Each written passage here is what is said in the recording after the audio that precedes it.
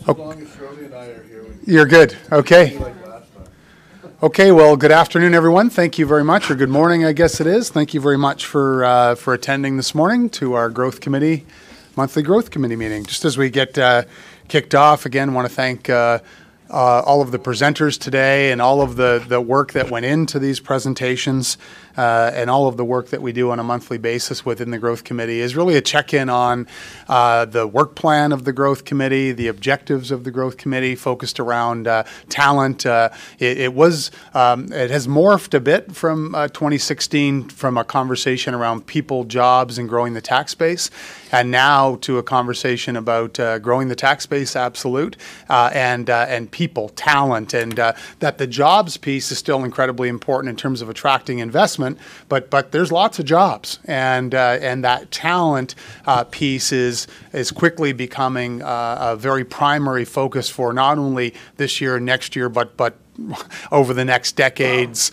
plus that the number is about 120,000 people that we need to attract to New Brunswick over the next 15 to 20 years. And the analogy I'd been using, or the example I'd been using, is that's 2 Airbus 330s a month full, coming to New Brunswick every month for the next 15 to 20 years. And recently we had a meeting where somebody suggested, you know what, we have to accelerate that. So it's probably more like 4 Airbus 330s coming to New Brunswick every month for the next 10 years to supply the talent that we need. So while some might say that sounds like a big challenge, I think it's actually a huge opportunity to scream out in the world that one of the best places in the entire globe to live, work, play, the city of St. John, greater region of St. John, oceans, parks, rivers, affordability, incredible people that are kind and generous.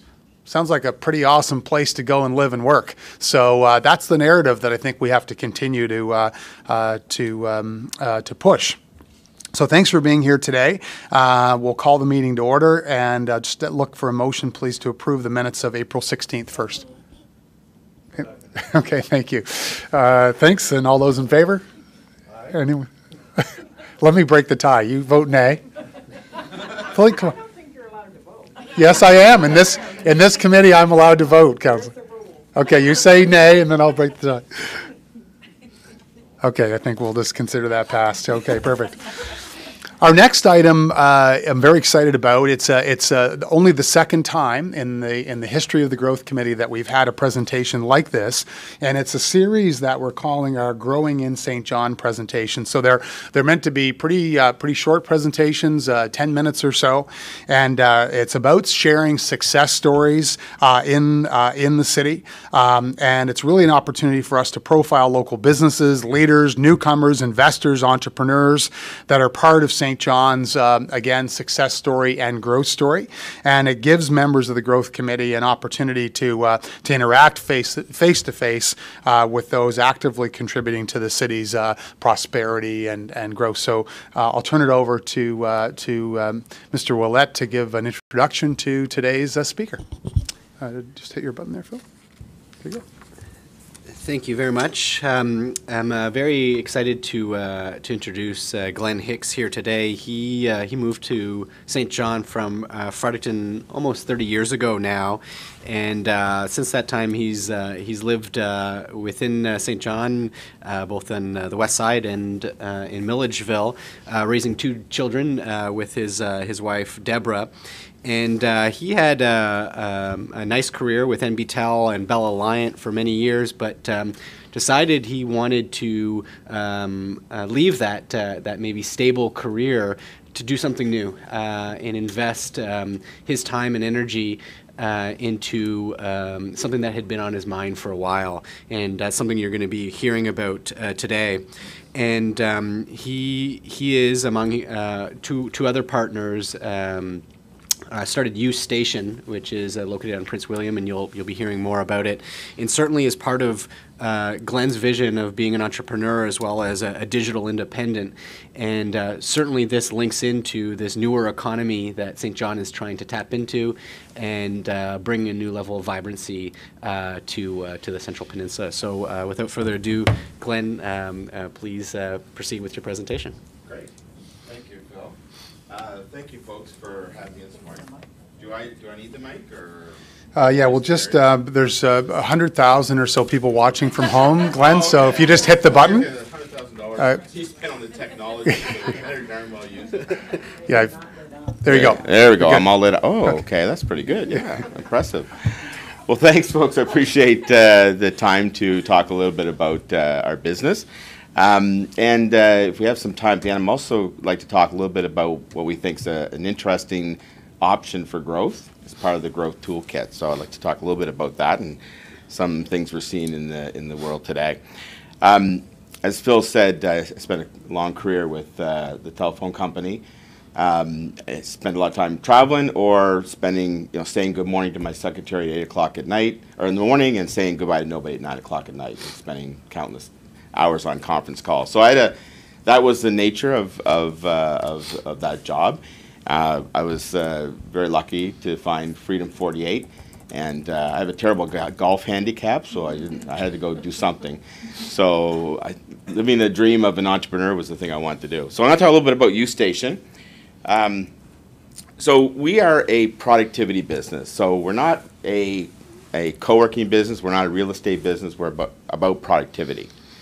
We're membership based, so we're not really open to the general public, although general public can be a member. Really, the business is for our members. And we provide our members with great spaces, great technology, and connections. So, we find as a independent or as an individual, it's pretty hard to be productive if you're spending all your time at home and working from home and not having real people to talk to and interact with. It's hard to be productive if you're using unreliable, unsecure Wi-Fi. It's hard to be productive working uptown without a home base. It's hard to be productive if you don't have a place to meet clients and to meet colleagues.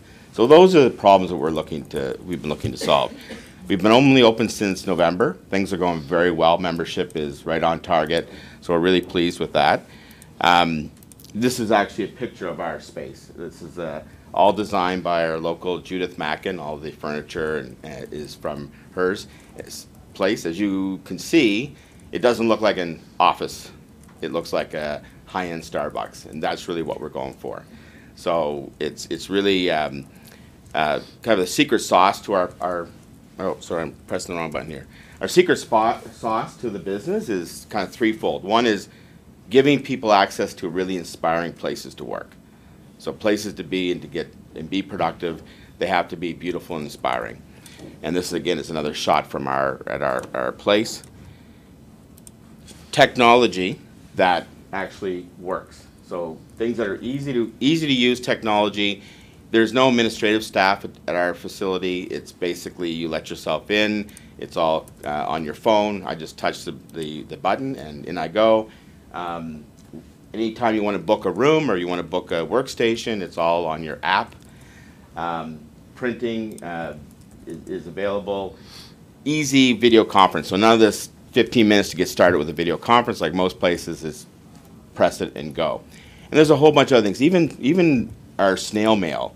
We offer the ability to get your mail sent to a business location.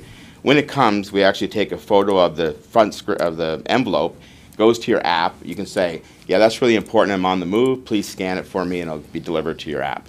Or you can say, no, it's not important. Shred it or put it in my box, and I'll pick it up next time I'm in. So even basic mail, we try to make it more productive with technology. The other key thing in our business is awesome people. So our facility and our services attract really interesting, abundance thinking, smart, professional, interesting people. We have everything from writers to trainers to chief marketing officers to chief technology officers, CEOs. We have technology architects, developers, SEOs, which is search engine optimization folks. So we have a whole mix of really professional, interesting people. And them being together and interacting is really part of our secret sauce and part of our product offering. One thing I should mention is that this location is just the first of many. Our intention is to franchise it definitely across Atlantic. Our priority areas are Fredericton, Moncton, Halifax. So this is the kind of beta ground. And even within St. John, as membership grows and we outstrip this space, it gets too busy, we will just create another one in another beautiful place in St. John. So that's the intent. In our space is as beautiful as you see. Has gone 6 years vacant, and I think it was a hookah bar before that. So it's a pretty dismal place. So we brought it back. So I'd love to do a church. That'd be a really interesting place to do a youth station, a small bank. So there's lots of different interesting places that people would like to work, and we would put a youth station in there. And the thing with our technology is that your code gets you in anyone. It's just like the Good Life fitness. You go to anyone and you can get in, and your Wi-Fi instantly works, your access works, and your printing works. So some people ask, why youth station? Why that? And I thought it important to take a minute just to explain it here, because there's some real heritage piece to this. Youth station is like Union Station. And so why do we like that name? What's about the Union Stations that's linked to our business? One is that if a city was getting a Union Station back in the day, it was growing. It was prosperous. It was becoming a real city. And this is actually as you probably well know, this is our original Union Station here in St. John. So we're about prosperity. It's also shared space. Many train companies, many people come and go in the shared space in a Union Station. The third thing is they didn't have to be, but they were always beautiful. They always had great architecture. They had beautiful paintings, and that is what we believe is important to our business. And we kind of brought it up to the 2000s and dropped the union part, just put U Station, because really we cater to individuals. It's all about you. So that's kind of what's in the name. There's a couple other things that are part of our business that's will be in, but you also may potentially see them around town. We have these things called U-Pods. So they're basically contained units. We're bringing the phone booth back, basically, but it's video enabled. You swipe to get into it. It knows it's you. The light will adjust to your preferences. So if you're an autumn and you want cool light or warm light, then Oh, thank God. yeah, exactly. Yeah, I'm a winter, so I like the cool light. So those, it adjusts to your preferences, and also your brand will come up behind your head as you're having a video call. Wow. So if we can do climate control, we'll do that as well. So it's really a contained unit. We'll be using these for doing podcasting, video calls. They're soundproof. And also we'll be plan to put lockers in them. So if you see one in Market Square and you're a member, you could actually use the Wi-Fi coming from that versus public. If you need to go to the washroom and you need to put your laptop somewhere, you can put it in the locker of the device. So there's a lot of things we want to put into these pods. And as soon as I told Curtis how we were planning to put one in the airport, he reached it and grabbed his MasterCard and said, just take my money, whatever you want. To have a private place in the airport is huge, because I don't know if anyone's been to the Maple Leaf Lounge. That's a bar. That's not a place to get work done. So that's a kind of thing we're working on. So and this is an exploding market, this pod market, so we're looking at the technology for those pods. The other offering, this is the U-Pod here. The other offering we have is private spaces. So through our app, you can book people's private spaces. So Kelly Lawson just opened a beautiful photography studio. You can see a couple of pictures there. Beautiful couch, the white space. These two offices here are actually in Fredericton. So if you're traveling to Fredericton and you're a member, you can actually book a private office or a boardroom.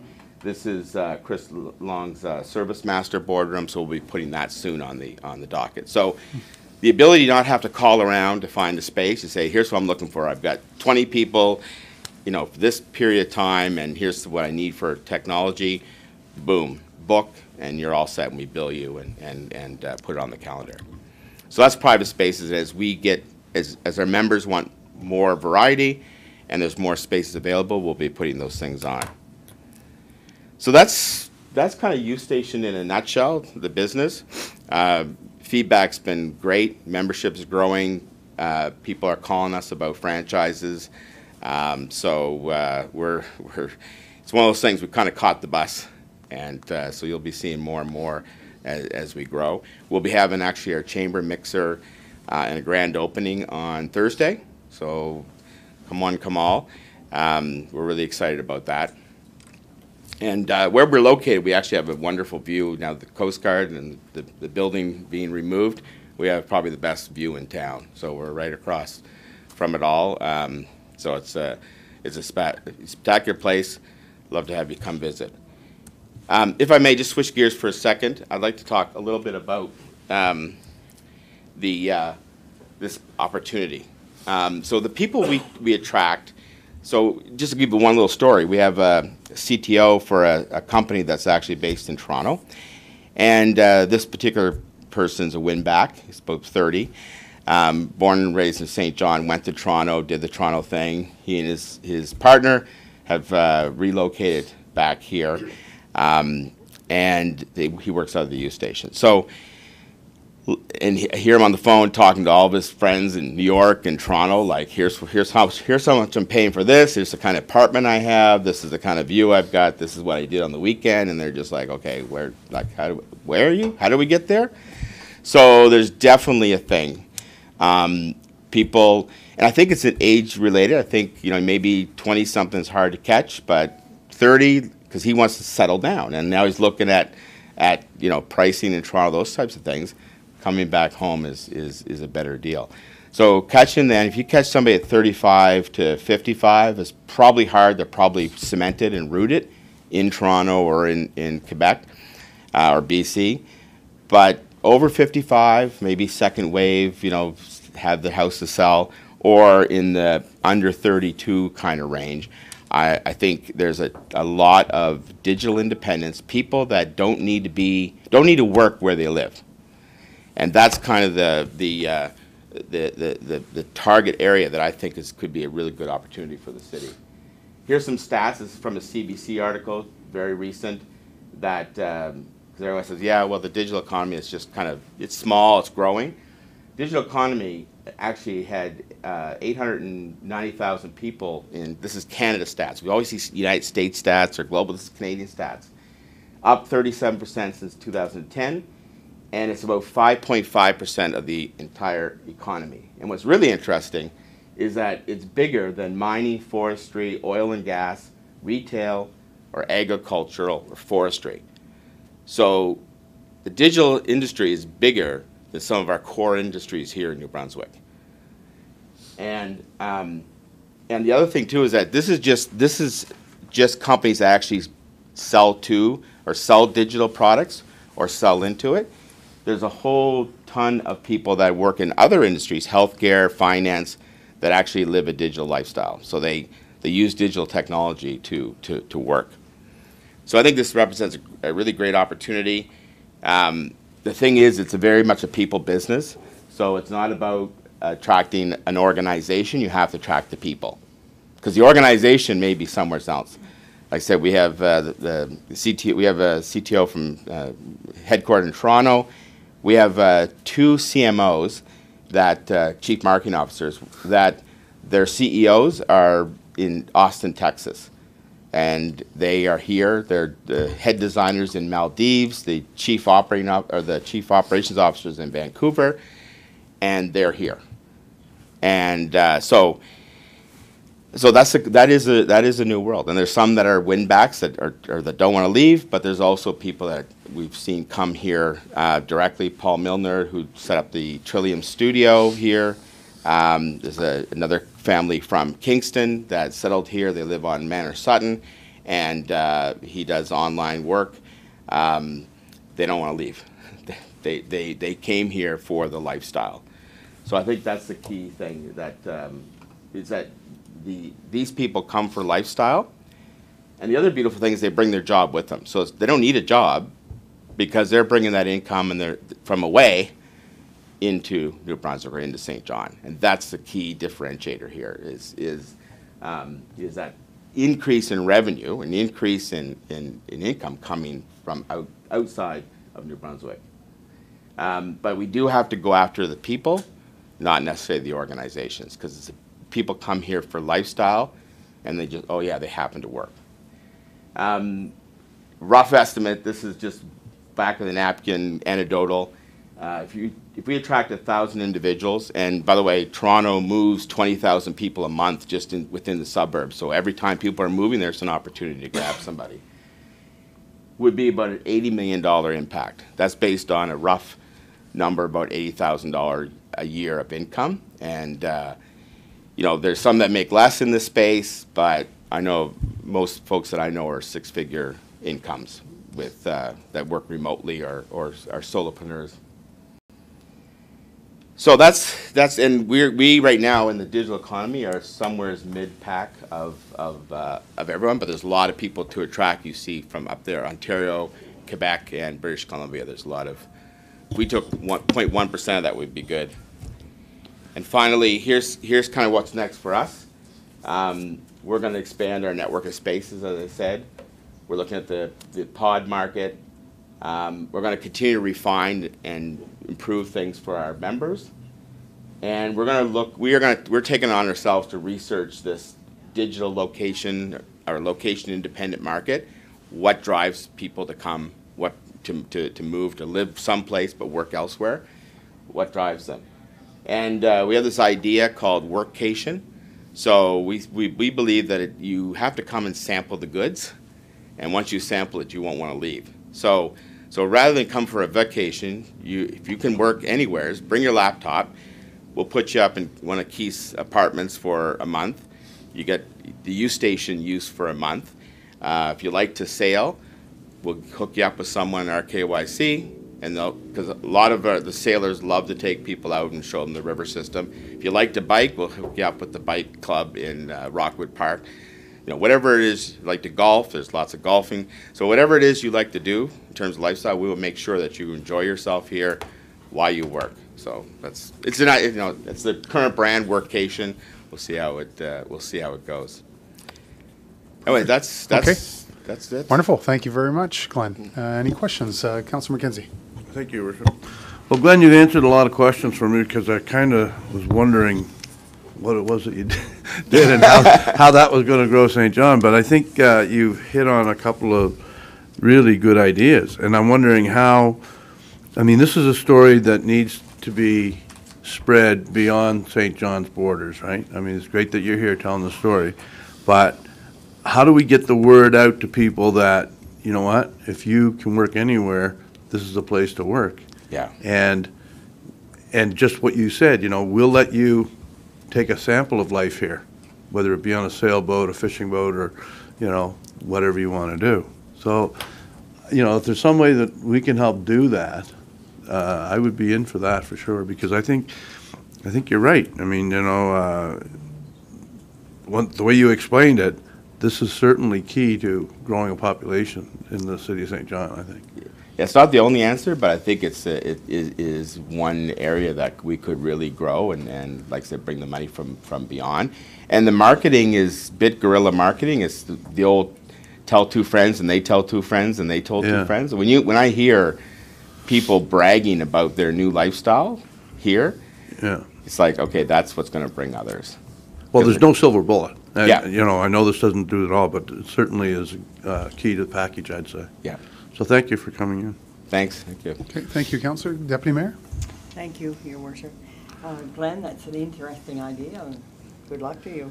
I noticed that you must have given up your pass completely because there's no phone number on this card. Exactly. Phone numbers. Yes. I can take that other address. I like phone numbers too. So I was thinking, how do I reach you? So I just want to ask you a little bit about your office down here. Is it on Water Street or Prince William? Yes. Water. Yes. No, it's on both. You enter. It's on the second floor of above the Gahan. Yeah. So you enter Prince William, but it goes right to the Water Street. So in there, like your members, they have a password and they can go in at any time, like 24 hours a day? Yes. Our unlimited So members like is Yes, They yeah. know what to do? They know what to do. Actually, we were going to automate the lights, and the feedback we got from members is, no, I like turning the lights on because I don't get there before 9 if I go. But it's because it makes it feel like this is my big office. But you have somebody in there working sometime. How do you check? If I was one of your members, how do you check my mail? In terms of how do you check Well, you said I could have my mail sent there, and then you're going to read who it's from and all that. Who does that? Well, we do that on a kind of routine basis. So there'll be like once the mail comes, we'll pick it up then, and then we'll take the pictures, and we have a student that sort of does that. Yeah. And when you talked about Chris Long's boardroom, so that's in a different location, but you could rent, like if I was a member, I could call, no, I can't call you. Just go in your app. Just go in your And I app. have to, Glenn, would you please give the deputy mayor your phone number? She's I desperately will wants your give- phone number. and could I say I want to rent the boardroom for, the morning, so then I might be out at Chris Long's location? Yep. So you would just, you have maybe, or you will be getting at least probably another one, so whatever location you have available. Yes. Yeah. Person uses that. It's all in our app. Like it's all laid out with the calendar, and it's really simple to use.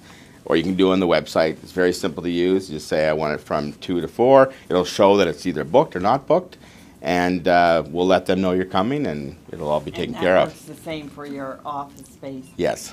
We have 2 rooms in our office space. We actually have Kelly Lawson's studio, which happens to be in the same area. Okay. Those are all bookable. I'd love to put. I'm going to talk to is it not Chuckles? Oh my goodness. Cricket. Is it Cricket? Yeah. Yeah, the Comedy Club, because they have a great venue there that just people don't know how to book it. So if we're doing an AGM or if you're doing a big presentation, we'd like to be able to offer that on our list as well. So is there a cost? I assume there is a cost. There is. for membership. There's a cost. We have Like different what would members. be- We have everything from a $10 a month to $250 a month. So some businesses, like if the city, for instance, wanted to have meetings off-site, hmm I guess they could check with and become a member. They'd have to become a member first. One person becomes a member at $10 a month, and you then could rent, yep. And then you would give us the space that you have available depending on what we need. Exactly. Yep. And we've actually had a number of people that have done off-sites there, companies, and they love it because it's natural light. It's not there's windows, and it's a beautiful space. We actually had a company from Copenhagen in for 2 days come and do focus groups, and I asked, how'd you find us? And he said, well, I Googled UX experience research facilities in St. John, New Brunswick. And I said, oh, how many hits did you get on that? He said, none. But he said, so I looked up conference rooms and I found you guys. And anyways, they had a great 2 days. They really loved the space. And yeah, so. And especially for people coming in from out of town for a few days or whatever they could. Well, it's traveling salespeople. That's why the nature of it. I have farmer reps. So I say I know drug dealers, but that doesn't always play well. But farmer reps that maybe live here but go to Moncton, meet with their client, and then they have to take a conference call in their car at 43 degrees with a humidex. Can't put the air conditioning on because it's too loud, and they need to get so this facility just allows them to go in and do their business. I'm going to have to Oh, yeah. call Yep. it there if we can because we're running behind. Great, thanks. And Thank all you. that. Thank you very much, Glenn, for the presentation. I think the piece for me is the innovative space, connecting people, all that great work that you're doing. But the digital independent piece, I'm incredibly interested in. We've got our population growth team in the room today. I think we should be acting on a conversation with OMB to see if we can't pull something together in some type of pilot project. I like the workcation. Victoria Clark's here. I'm sure we could put together quite a pilot and a package. So I do thank you for your presentation together. They are real. They exist, and they do want to come here. So. Okay, great. Thank you. All right, thank you. Great. Can I have a receive and file, please, folks? So moved. Thank you. All those in favor? Anyone contrary-minded? Thank you. Okay, next item. Thank you very much. We're going to, Phil, were you going to introduce, or Ms. Hamilton, you're going to introduce? Thank you. Go ahead. Good afternoon, committee. So Today is an opportunity to provide an update on the Central Peninsula neighborhood planning process. I think the last touch point with the committee would have been last year when we completed the formative public engagement on the draft neighborhood plan. As you will recall, the suite of deliverables that come with the neighborhood plan are both aspirational and action-oriented and include a new regulatory framework, which includes a new heritage bylaw, that both improve flexibility and eliminate red tape to drive the 3 pillars of growth outcomes identified in the roadmap for smart growth. The plan, importantly, the plan is already taking root in the community. We've seen the momentum building in the Uptown and Central Peninsula, and today is an opportunity to engage with the committee on some of the next steps in terms of the process in preparation for Council's adoption later this year. I know a lot of work has been happening behind the scenes. We have Kay Gillis here as the chair of the Neighborhood Action Team. They have been re-engaged around this process, and we have Jennifer Brown as the project lead, who's going to walk us through a presentation, and it's really important for Growth Committee, who has been really the key champion of this process, to be ambassadors as we move through the next stage. So with that, I'll hand it over to Jennifer to walk you through the Can I just do a check, Jennifer? It's okay. I just get we're running late, and I get a sense. So you have a time crunch. Do you need to? Do we need to change up how we're doing this, or I'm you're going to deal with that? Yeah. Okay, thank you. Sorry. Thank you, Jacqueline. Thank you, Your Worship. No problem. Yeah, we're going to, you'll see in your package, the presentation's in your package. We are going to jump around a little bit just to facilitate Kay being, having a hard stop. So we'll get going. I just want to thank the group for the opportunity. I know it is a little bit kind of, I don't want to say confusing, but I know that having a plan in front of the Growth Committee can be a little bit confusing. So the idea is that, you incentivize the development of this plan. And also when this plan, which is a strategic document, comes through and it all is finished, a lot of the projects that come out of this plan are going to land right here at this podium in front of you. And so giving you an idea and an understanding of where all this work came from, it'll be really important. And I think that you'll be able to act as ambassadors, as Jacqueline said, to carry this forward. So in terms of the outline, we are going to take the project update and maybe push it up a little bit so that we can speak to the re-engagement of the neighborhood action team. But in general, I'll give you an idea of what a neighborhood plan is, why we're doing it, the process to date, where we're sitting at in terms of status, and what we're looking at in terms of next steps, and just kind of tie together the momentum that we are experiencing and kind of how the project's going, what the highlights are to date. So just to give you a very quick overview in terms of what is a neighborhood plan? So from a technical aspect, we're talking about Plan SJ being narrowed down in scope to neighborhood level. So we're looking at a municipal plan being up here, we move the neighborhood plan to down here, these broader strokes become more granular. So the municipal plan identified some neighborhoods and some areas as warranting special attention. So we know that the Central Peninsula combines the Uptown Primary Center intensification area and also the South End and Waterloo Village priority neighborhoods into one geographical area. And, it is quite the powerhouse that we're looking at. When it comes to why we're looking at the Central Peninsula, that's just it. It has a lot of momentum gaining. There's a lot of new businesses, new bars, new restaurants. We have new events like Area 506, which Kay is quite connected to, Moonlight Bazaar, Third Shift, and we've seen this population spike. We've also seen new exciting things like we just heard about from Glenn. And to connect the dots maybe a little bit further, I met Glenn at a neighborhood engagement event, the last open house that occurred, and Glenn sits in my memory as this person who was really wanting to get into the momentum and take advantage of the momentum and get in on the ground floor. And so it's very exciting to see that as a result of our engagement, we're seeing new and exciting things like what Glenn brought to us today. And that's pivotal, and I really think that a really good example of what this process is going to do for us as a city. Just give you a very brief overview, and I'll kind of bring Kay up to speak to some of this. The plan process, it's a 5-stage process, and so you can talk about each stages, but the very first stage, we had developed the neighborhood action team. So this community focus group of leaders, business owners, residents, and council members to come together and be that conduit. So stage 1, background research, developing NAD.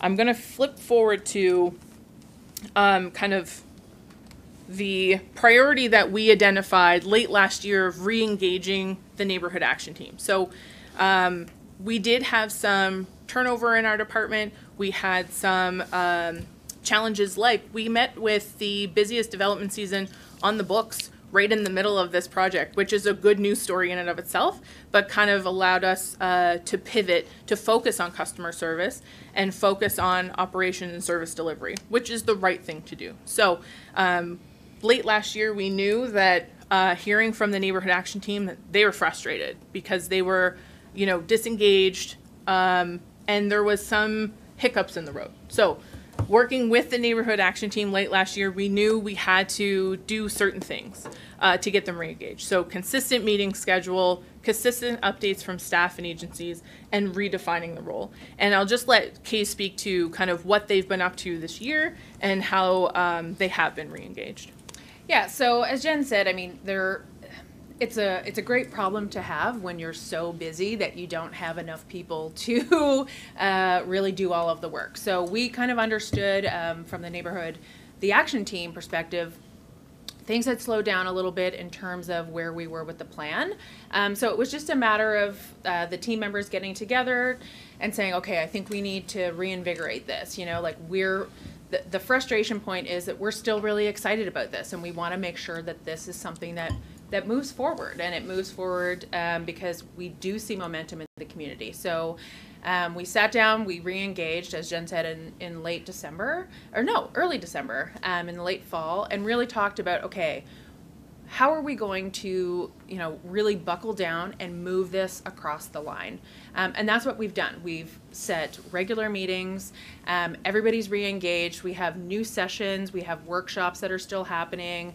And we're looking at different opportunities that are coming up as we see people talk in the community about this plan. So we do hear, I would say on a weekly basis, that people want to know, like, where is the plan? I'm really excited for it, and what's happening. So we're able to still be ambassadors for the plan and for the community to go out and say, well, this is where we are. These are the things that we've seen. These are the changes that we're making. So people are asking, we're really committed to this still, and we're really committed to moving this, over the goal line and making this impact in the community. So know that we are still here and moving this forward on behalf of the community and the city. That's great, Kay. Yeah. And with that, I apologize, but I have to run out to get a car ride to Fredericton. All right, thank you, Kay. Thank you very much, Kay. I will jump back just a little bit, but just in ending that conversation around the NAT is that where their role has been redefined, what they're looking at in terms of their upcoming expectations, they will be major reviewers of the document. They'll actually see it twice. They'll see a text draft fairly soon, and then they'll be giving us kind of a final stamp of approval before moving forward through to council process. So it's in their terms and conditions that they have to endorse the plan in order to get it, endorse the plan saying, council, yes, it's ready, let's go to it. Community approves, let's go. So I will jump back just quickly to talk about a bit of the process, because I think it's important that people understand that this has been identified as a council priority. We've always known it's a council priority, and that we are working towards getting a good quality document. So the process started in 2017, came together at 5 stages. Engagement took place throughout each phase. So each phase had its own signature engagement event, and you may remember some of these. So stage 1 had the summit. Stage 2 had dozens of pop-up engagement events throughout the uptown and stakeholder and property interviews. Stage 3 had the open house, where I met Glenn. Stage 4 saw the preliminary draft that went out. We did workshops with council. We did workshops with Develop SJ board, with our committees and our staff.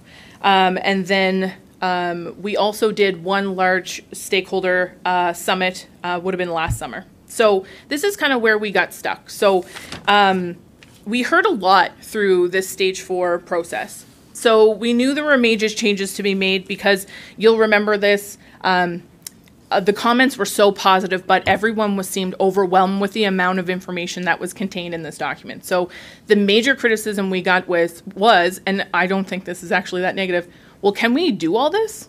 And so we needed to make sure that we went back to the drawing table and said, okay, so is this manageable?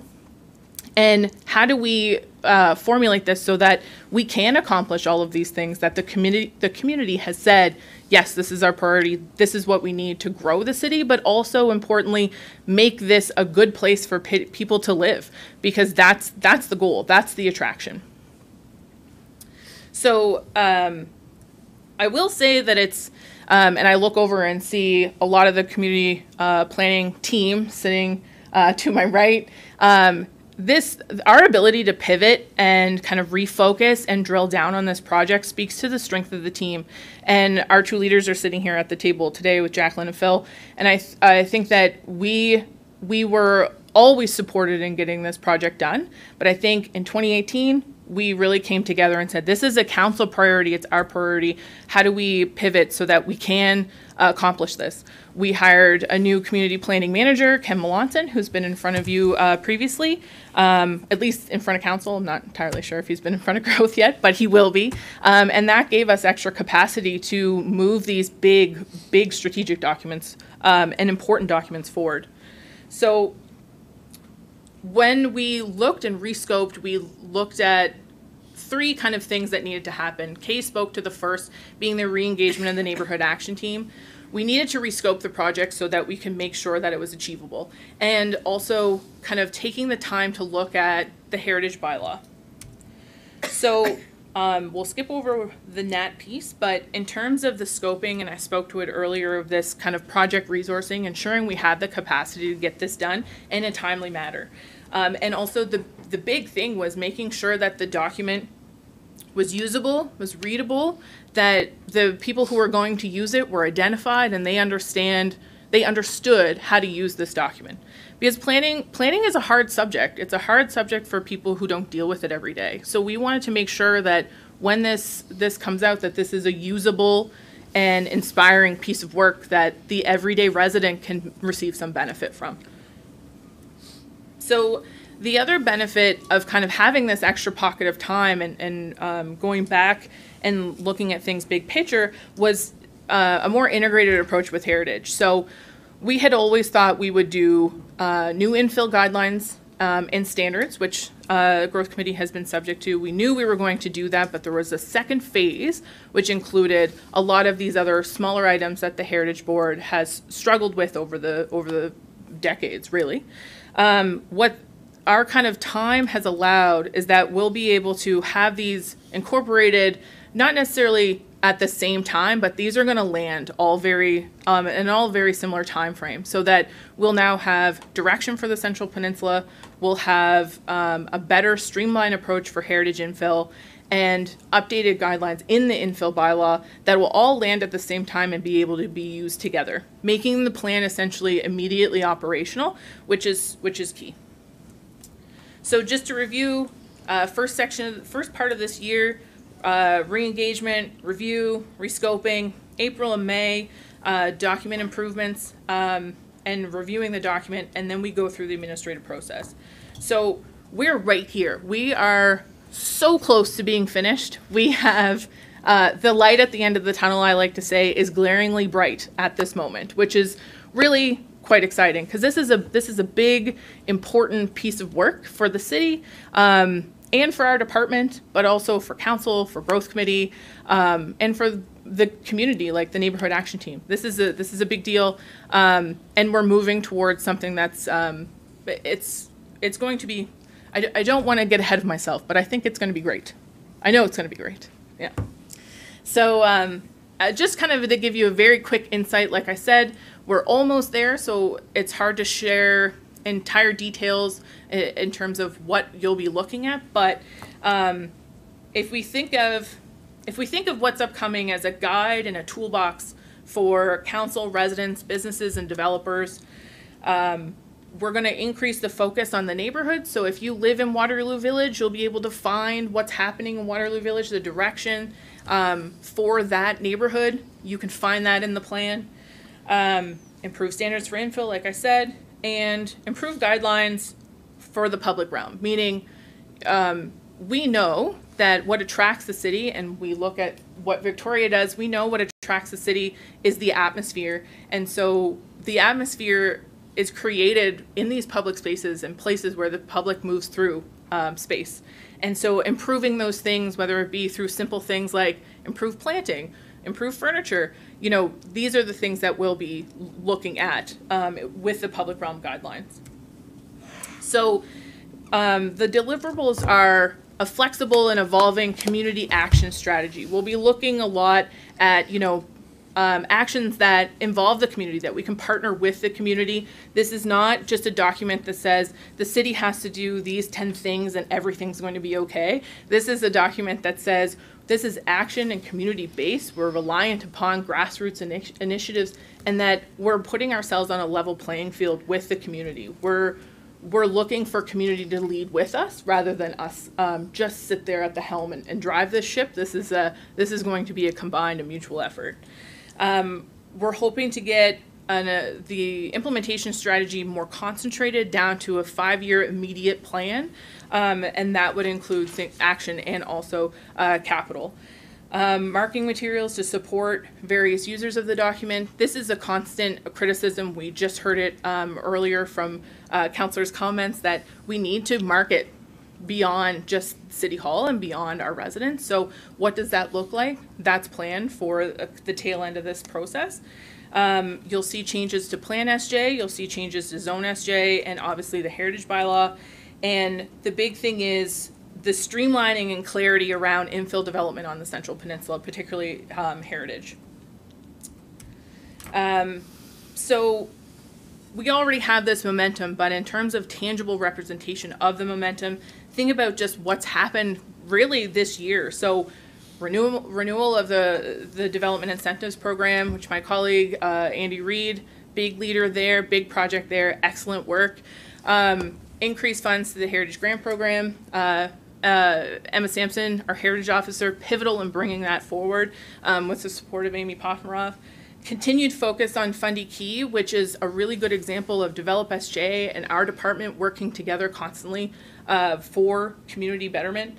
The Jumpstart funding in Rainbow Park is a big deal. We heard a lot of engagement about necessary upgrades and necessary improvements to Rainbow Park, and things are happening there, which is another great news story. And just something as simple as the sidewalk cleaner. So I don't know if everyone understands the impact of that, but the man who drives the sidewalk cleaner gets stopped dozens of times a day and asks for pictures because people are so excited that he's out there. So we're talking about public realm improvements. That's a simple thing, and people are thrilled, which is really exciting because it's something we heard about in engagement and it's moved forward quickly. In terms of the project highlights, so what I see in my role as this again, positive thing that's very inspiring is the multi-departmental and consistent buy-in. I think of Tim O'Reilly, Jumpstart program or Jumpstart funding was on the horizon. He immediately contacted our department and said, does this align with the neighborhood plan? I want to make sure. So that's happening with all departments. They are coming to us and saying, we want to make sure we're making the right decision that's based on the community priorities in this area. And that's big. And that speaks to kind of the momentum that will follow as the plan gets adopted. The re-engagement of the neighborhood action team, they were in a very negative place, and now people are coming to these meetings excited. I'm getting messages from them all month long. We meet only once a month, and I'm talking to them every week. And it's knowledgeable questions, it's insightful, it's a really good process that we're getting there.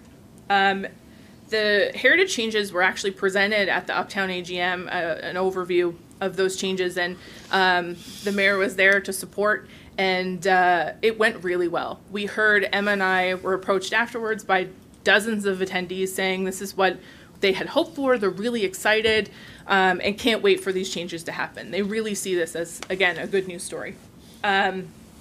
The other thing that I think is important for the group to understand, especially council, is there is corporate support and departmental focus. So this is a corporate priority, and that's no secret. We're all working towards it. People are very positive about this project. It's, again, it makes our jobs easier, and it makes the likelihood of this plan succeeding much higher. So in terms of Growth Committee's role, and Jacqueline alluded to this in the beginning, is that from the beginning, Growth Committee's really been a sponsor and an advocate for this plan. And moving forward, we really anticipate you'll champion this plan and be an ambassador going forward. So we know that as projects kind of land on your table and for your review, that you'll be able to make those linkages back to the neighborhood plan and see that positive connection. So thank you. I know that was long, and I know I spoke really fast, but I hope that we're all on the same page now for where the plan is, and I really look forward to delivering the final product. Okay, thank you. Comments, questions? Yeah. Okay. Deputy? Am I right on? Yeah, go ahead. Yeah. Thank you. Well, it was sort of our initiative with our staff to do the neighborhood plan. And we picked the uptown because the uptown is kind of the heart of the city. And it's certainly the heart where people come to visit, and even if they're not visiting in the uptown, they come to the uptown. So I just, and I know there's a lot of work been on it and all that, and I know that eventually it's going to come to us, right? Mm-hmm. But I want to know is it going to come to us as a done deal, that's it, no input from us? Or does it come to us when we still have a chance for input? Like you're saying, that I've used this as an example, but I have a couple other things I want to ask. The heritage changes. If they've gone to Uptown St. John, I don't think we've got those changes yet. So the heritage changes actually are the responsibility of the Heritage Board. And so they've gone through public process, and they're at the point, and Amy can correct me if I'm wrong, but they are, they've gone through public process, they've gone through the Heritage Board, the Development Board, and they're now in legal review. So they would go through one more set of public process before they would go to council for adoption. So they'll come to council separate from the Yes. neighborhood plan. So the other thing, a couple things, like in the neighborhood plan, when you were having your community meetings and so forth, like, you know, I'll use the Atlantic Sugar site, for example. You know, I know at that time there were several people that had different ideas about what we should do with Atlantic Sugar.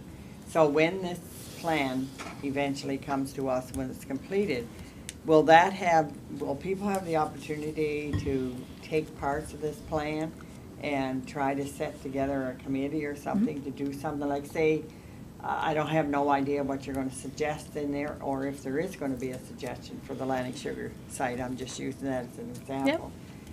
Yep. Is there an opportunity for the public, if somebody wants to take that leadership, to do something with that plan? Or how will that be presented in the plan that we will eventually see?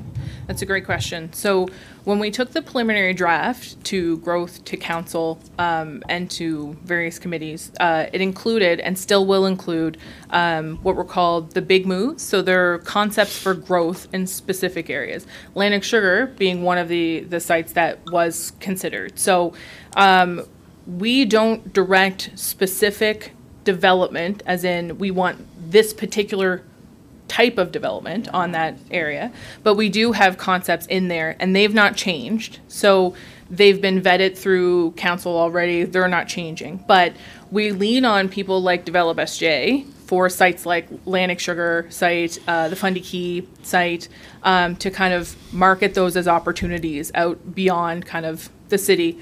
So the public would still get involved? If Oh, absolutely. Somebody out there that want to take leadership Yeah, on that. so just like any other development site, it's absolutely open to public initiative, you know, just like any other development. So just another one, like at one time, and I think we still do have concerns, or some people do, about signage in the uptown. And I don't know if the neighborhood plan really took into that into consideration or not. I know your public meetings did, because a lot of people from the public talk about how we do signage.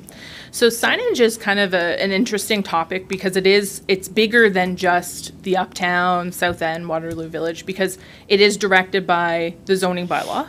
And so any changes would have to be implemented through the zoning bylaw, and we'd have to look at things a bit of a bigger picture. So in terms of work towards that, it is something that is likely an outcome, as in an action item that will come out of the neighborhood plan.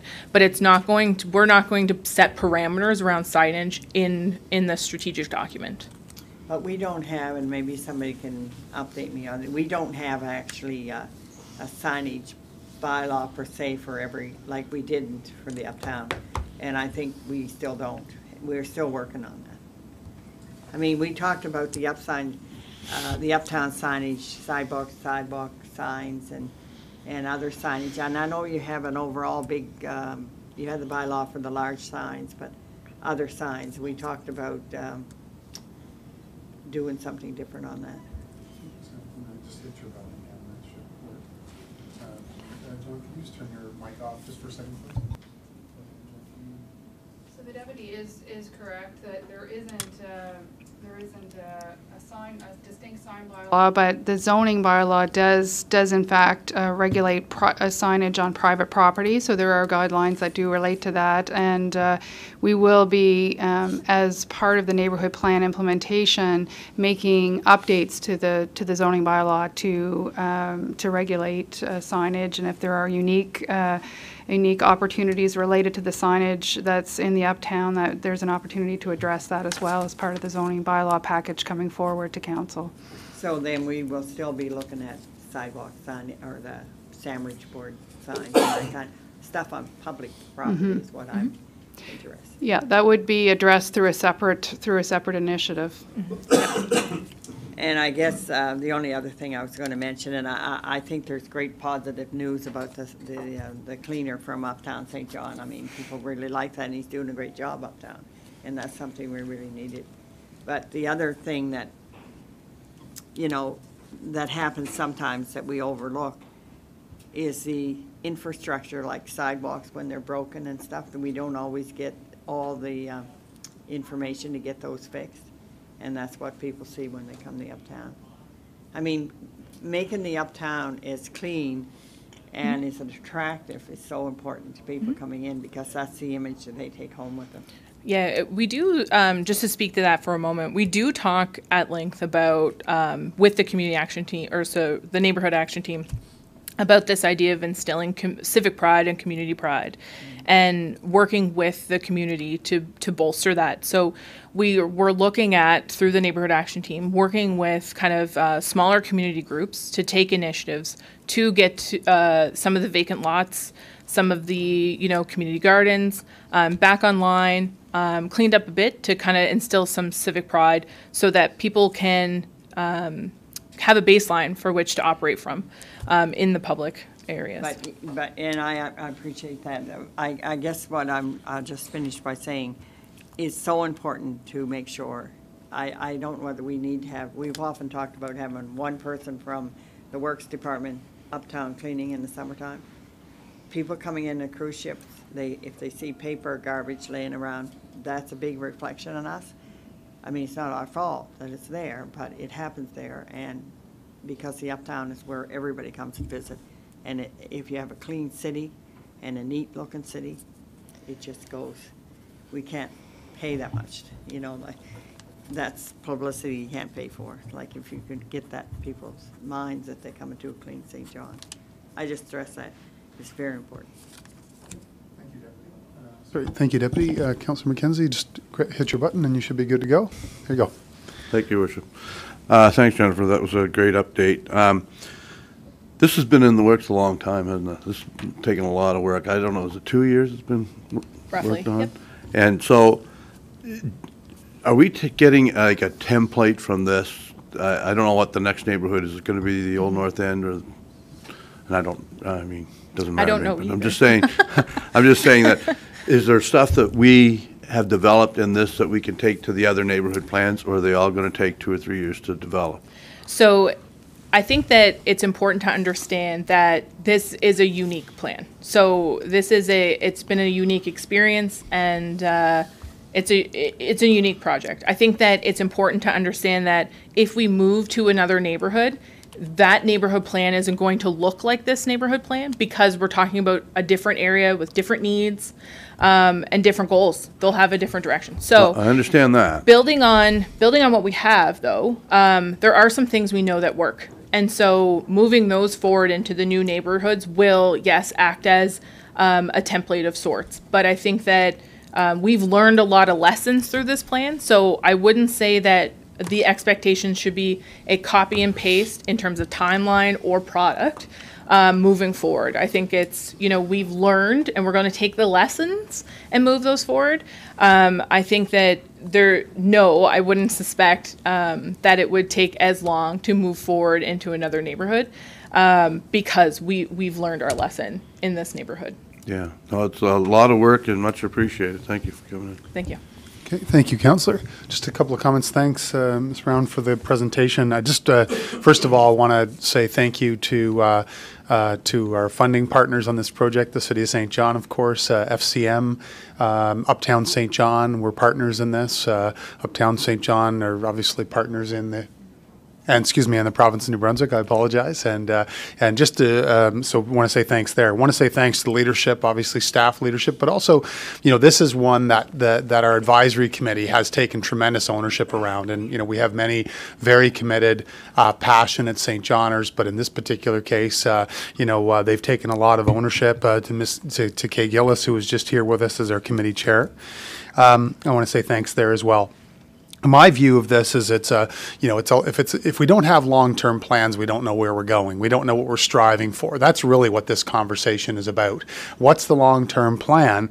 And for me, the word that I keep inserting in this document is action plan, because then what are those short, medium, and long-term actions that we're going to take so that we can focus our dollars, focus our efforts to maximize, and that's going to take discipline of not just this council, frankly, but the next one and the one after that and the one after that and the one after that, to stick to the plan, to get the results that we want. I think we still struggle a little bit at times with this whole concept of strong downtowns or uptowns, and it still comes up a bit, but we need to have a strong core. In fact, I've been invited this week to go to Fredericton on Thursday to speak to the downtown, uptown associations to talk about the importance of a strong core in a mayor's forum with the Tri-City mayors. We're going to talk about that importance. And I think that if it's strong, then the rest of the city can be strong. So I think we're still on, we're still in that movement. I think just in terms of expectation as only one person, is that this must result in my opinion, a plan and actions and measurement and adjustment, and then repeat, and then just keep doing it over and over again. So this is an action plan and a document with a long-term range, but with short, medium, and long-term actions. I think we need to also, I would ask you, Ms. Hamilton and others and the committee, I think we need to really articulate to the community why this plan matters, how it's going to impact the community, what their role is going to be in the community, what success looks like.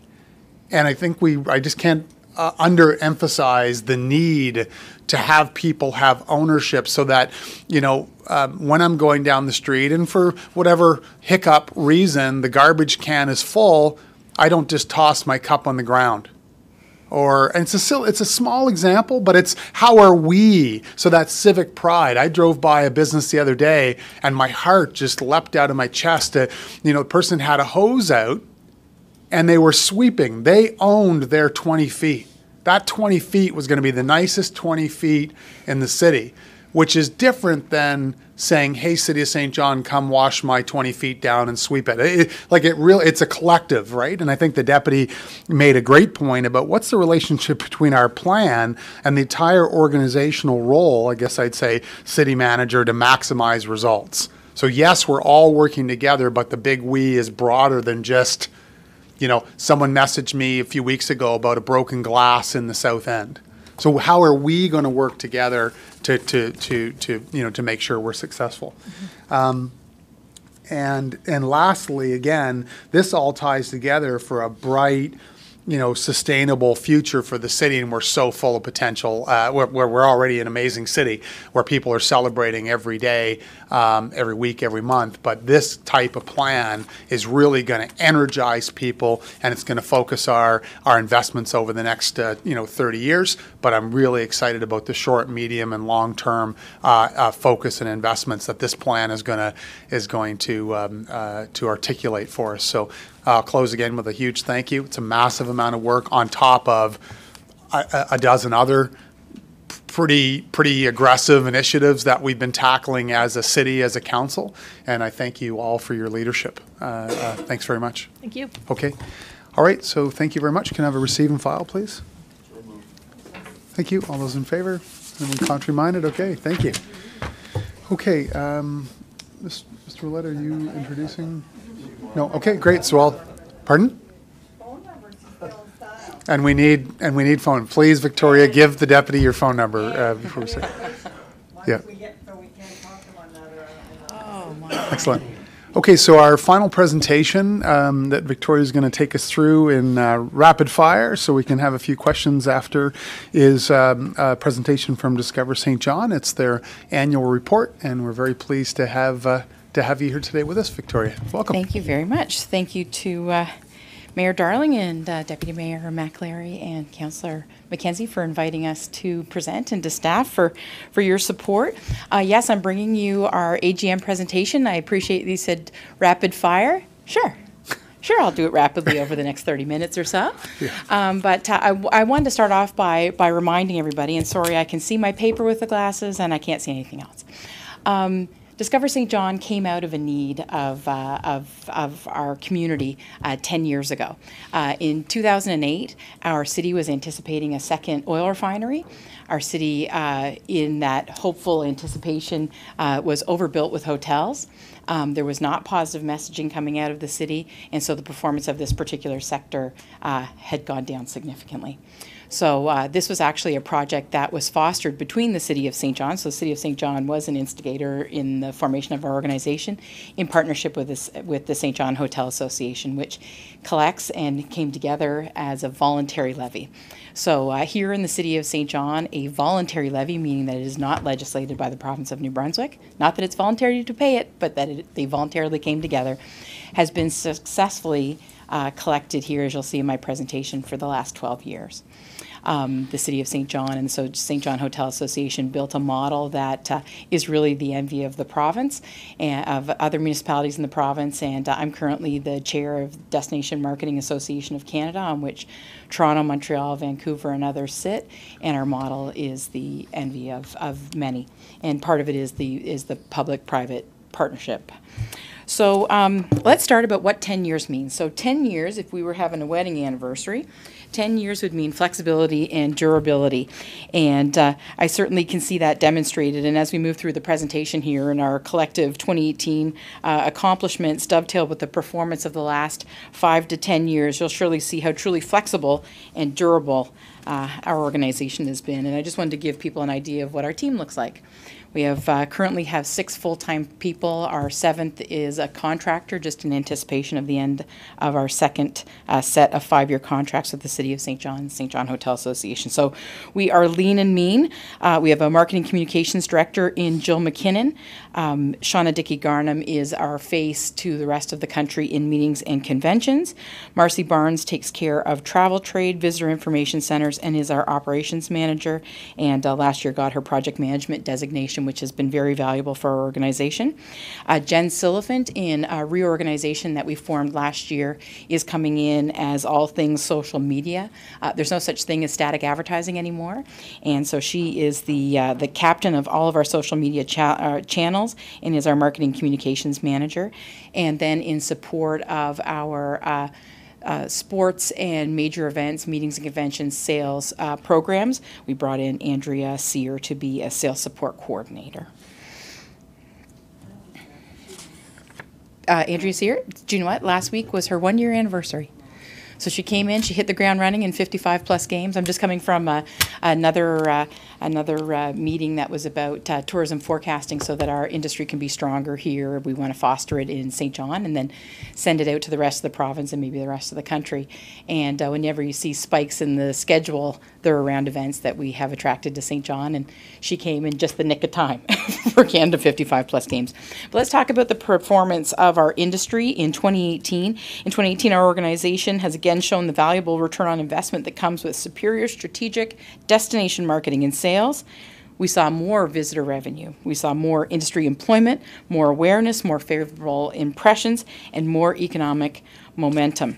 And if we look at that growth over 2017, our visitation increased 1% to 1,716,000 visitors. Our spend up 4% over 2017 to 282 million. The number of rooms sold up 6% to over 306,000, and hotel revenues up over 10.4% for a record high of 38 million. And that's performance in 1 year, but if we show it over a course of years, we use a customer retention tool, so we're able to track things year over year, and we started using that tool in 2015. It's just a coincidence I also started in 2015, so I just kind of put a stake in the ground there. Visitation since 2015, so that would be 2015 up until the end of 2018, has increased over 9.5%. The overall spend over 18.3%, hotel room sales over 15.2%, and a whopping growth in hotel revenue up 28%. And the reason that you'll see that hotel room sales and hotel room revenue have not grown at the same rate of speed, it means that demand for hotel rooms here have increased, which allows hotels to charge more per room night. So what are we doing that's creating this much success? So we have been driving sales under 4 major pillars. Each of our pillar activities have grown, and in 2018, having presented highly successful conventions and events that have attracted thousands of participants and spectators, bringing millions to our local economy. The number of cruise ship passengers was up 8% in 2018, thanks to the excellent work by Cruise St. John. That included 5 inaugural calls, which is the first time a particular cruise ship has come to the city. And under it all, Discover St. John continues to add our rock-solid foundation of successful consumer travel marketing that's exceeded expectations for results. One of our key performance indicators, advertising awareness. If we were to focus on a key highlight for our marketing program, which is really an underlay to everything that we do, it would be the level of advertising awareness in New Brunswick, which is one of our key markets. It has increased 45% since we started measuring in 2015. Each fall, through Consumer Research Associates Urban Report, we measure the level of advertising awareness as well as the perception of the city as a destination. And you can imagine a destination to work, play, and live. The results of these annual research reports affirm that we are moving in the right direction. Our messages are being heard and they are resonating. So what's happening? A key highlight of our 2018 sales program would undeniably be the resounding success of the Canada 55 Plus Games, bringing over 2,300 athletes from across the country and generating a very conservative number, because we like to stay on the side of conservative estimates, $3.2 million in economic impact to the City of St. John. Hotels were full from Sussex to St. Stephen. People from across the country came early. They stayed late. They ate, drank, shopped, and of course competed, and they gave our city incredible positive feedback, including calling these the best games ever. We also held the World Under-17 Challenge for hockey with an estimated economic impact of $6 million. And in conference news, our city hosted thousands of meeting delegates last year, including the 2018 Royal Architecture Institute of Canada's Festival of Architecture, where delegates and students got to experience the beauty of St. John's built history in the first incorporated city in Canada. RAIC loved the city so much that we're going to be hosting a site visit for 2 other pieces of their business in June. In 2018, we placed 47 bids. We won 21 with a success rate of over 45% and won $8.3 million in future business, and we have $23 million in our sales funnel. But what makes us different? Well, what makes us different is that we do this together, that we do this together with trusted partnerships. In fact, we can't overemphasize that as a single purposeful organization, there's nothing we can't achieve. Collective commitment and data-driven decision-making are the keys to our continued success. So at the top of the chain there, our funding partners, the City of St. John and the St. John Hotel Association, our over 500 members that are throughout St. John that make up the industry perspective of the work that we do and are represented on our board as well. Our point of entry partners in the Port of St. John and the St. John Airport, our event and marketing funding partners, the province of New Brunswick, and obviously Canada as far as ACOA and other partners. But despite all these statistics, you may still be wondering how our work, and if you can imagine my AGM was really industry focused, how all of our work helps your individual businesses or the city that those businesses exist in. And our collective power becomes the tide that lifts all boats in our industry. So what do? We drive revenue. Visitors mean net new dollars. We drive employment. From the airport to the port, restaurants to hotels, this industry puts local people to work. And there's no longer a tourism season here in St. John. In fact, we are a go year-round. Year-to-date in 2019, already we're up 20% in hotel occupancy. So how's that for a shoulder season? And prosperity. Net new dollars and putting people to work does not just serve the visitor. Our marketing messages have resonated with St. Johners. The events we've supported and created and marketed have contributed to the current rise in civic pride, and this surge is the key to newfound prosperity in our city. And just as a glimpse at animation, this is a glimpse at the overall impact of the spend in St. John. In 2018, the overall tourism sector spend was $282 million. The impact that had on the GDP, direct and indirect, was $71 million, and the provincial share of tax revenues from that 2018 spending was over $24 million. In 2015, Oxford Economics provided credible evidence to a World Forum of Destination Specialists. Their study showed that communities with substantial and growing visitor economies tended to outperform their peers, and we're seeing that's true in St. John. Not just in travel-related employment, but in all employment, leading to more sales and more success for industry partners. So visitation is where our story starts. You don't invest or move to a place, maybe present company accepted, until you've visited or you've had the success of visitor marketing as an opportunity for you. Investment in tourism marketing has a halo effect by promoting St. John as a great place to live, go to school, and invest. Successful destination marketing and sales drives broader economic growth. It helps attract more and better transportation choices. It creates familiarity among prospective visitors. It attracts event decision makers, and it improves the quality of life for everyone who already lives here. So let's take a minute to remember what we do and how we do it, and most importantly, why it matters. Our work at Discover St. John focuses on the journey that travelers go to choose their hotel, their restaurant, their attraction, their event, and which retail shops they visit. Job one is to get their attention, grow awareness. For New Brunswickers, we are asking them to rediscover St. John. For all others, we're letting them know we exist in the first place. We have to invest for impact, maximizing reach for our target audiences, monitoring for efficiency, and managing performance with paid digital media that can literally be changed within the day to optimize our buy to get more bang for your buck. From a sales point of view, we're out there at trade shows, making sales calls, presenting videos, crafting blog posts, backing the right sponsorships to accelerate our message to the right decision makers. We're working the trade show floors. We're sharing our story. We're hosting travel journalists, but to name a few. And just in the slide there, you can see our team. We have a unique partnership with the hotels within our city. In the top the top left-hand corner is Team St. Awesome as we go to meetings and conventions.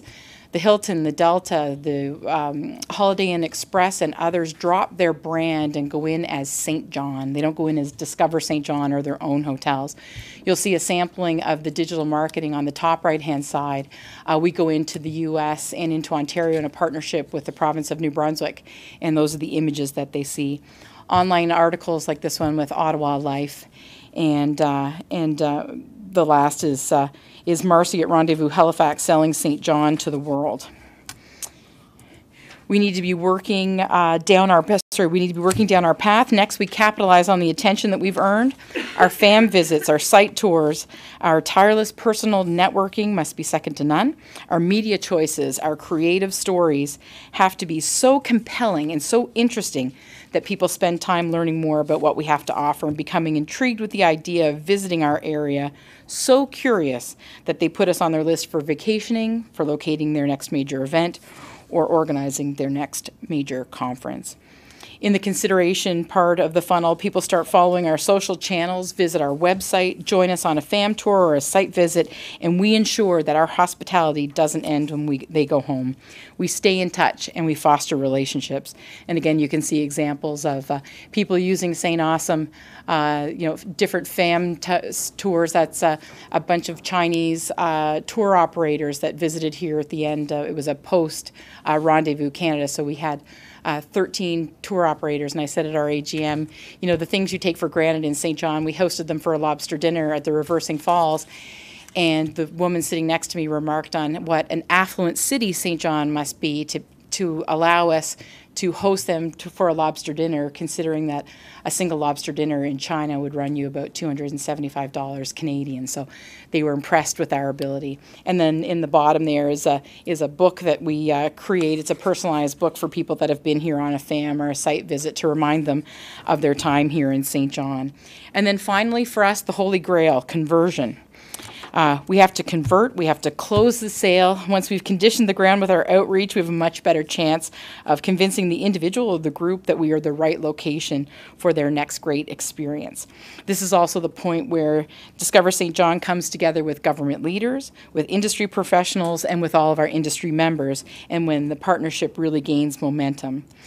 We need to deliver on the awesome that we have promised, and our industry certainly does. So.